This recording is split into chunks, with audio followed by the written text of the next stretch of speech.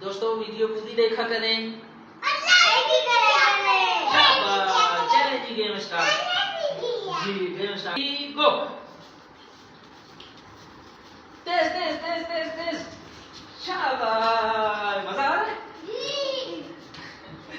چلیں جی بس ابھی آئیں. آج میں بچوں میں آپ لوگوں کو درود شریف کے فضائل بتاؤں گا.